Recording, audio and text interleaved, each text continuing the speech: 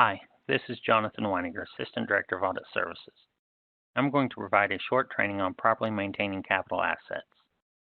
The State Board of Accounts has changed the information it is requesting from a summary of capital assets historical cost as of the fiscal year-end date to including the beginning balance of the capital assets historical costs, the additions of capital assets during the audit period, reductions of capital assets during the audit period, as well as the historical cost of the capital assets as of the end of the audit period. By properly maintaining capital asset records, this information should be easily obtainable when the time comes to enter the information into Gateway. This training is being broken down into 3 sections. What are capital assets? Policy and procedure implementation, and properly maintaining a capital asset ledger. Per GASB 34, paragraph 19, the term capital assets includes land, improvement to land, easements, buildings, building improvements, vehicles, machinery, equipment, works of art and historical treasures, infrastructure, and all other tangible assets that are used in operations that have initial useful lives extending beyond a single reporting period. We have received several questions on what does infrastructure consist of. Infrastructure assets are long-lived capital assets that normally are stationary in nature and normally can be preserved for a significantly greater number of years than most capital assets. Examples of infrastructure assets include roads, bridges, tunnels, drainage systems, and sewer systems. Where work has not been completed in the current reporting fiscal year, the cost of the project must be carried as construction work in progress. Every unit must have a capital assets policy that details the threshold or dollar amount at which an item is considered a capital asset. This is a management decision. Other items to consider when developing a capital asset policy. What personnel is responsible for maintaining the capital asset ledger? What procedures and internal controls are going to be implemented to ensure the person responsible for maintaining the capital asset ledger is receiving all the pertinent information to properly maintain the capital asset ledger? One other item to consider is a capital asset that is purchased from federal grant funds. The federal guidelines may be more restrictive than the unit's policy and must be followed. State Board of Accounts has prescribed forms to be used to assist in properly maintaining a capital asset ledger. General Form 369 should be used by all units. Cities and towns used to have a specific Form 211, which they use to maintain capital assets. These 2 forms are very similar.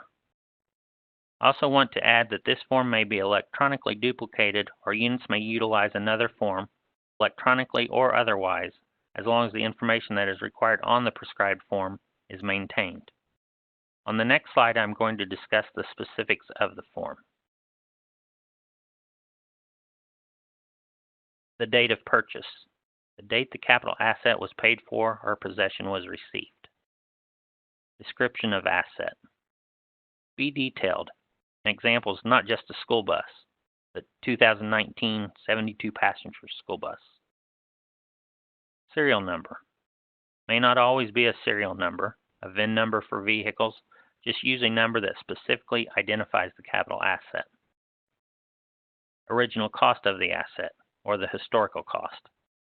Cost of a capital asset should include capitalized interest, freight, transportation costs, and professional fees.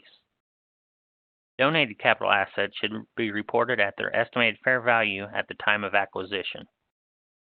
If you don't know the historical cost of the asset, it will be addressed on the subsequent slide. Estimated life of the asset. How many years do you expect this capital asset to be in use? Date of disposal of capital asset. Date the capital asset was traded in or sold. Amount received on disposal or trade-in. The amount received when the capital asset was traded or sold. Types of capital assets. Land, infrastructure, buildings, improvements other than buildings, machinery, equipment and vehicles, construction in progress, and books and other. Books will be mainly used by libraries, and other will consist of any capital assets that do not fall into the other categories. Total capital assets. This is a running total of all capital assets. The proper way to document the disposal of a capital asset is to find where the original purchase was entered in the ledger and add the date of disposal and the amount received on disposal. You will then need to enter the amount that was entered in as the original cost amount on the next available line on the ledger in the current year as a negative amount to remove the disposed capital asset from the type of capital asset and the total asset amount. At the end of each year, you should be able to reconcile the capital asset ledger by totaling the sums of each individual column under types of capital assets and comparing to the total capital assets column. The sum of each individual column should agree with the total capital assets column. Some of you are already thinking, maintaining a capital asset ledger for current purchases won't be an issue, but for capital assets purchased many years ago, how are we supposed to report them on the form? State Board of Accounts has provided some guidance for when units do not know the historical cost of a capital asset.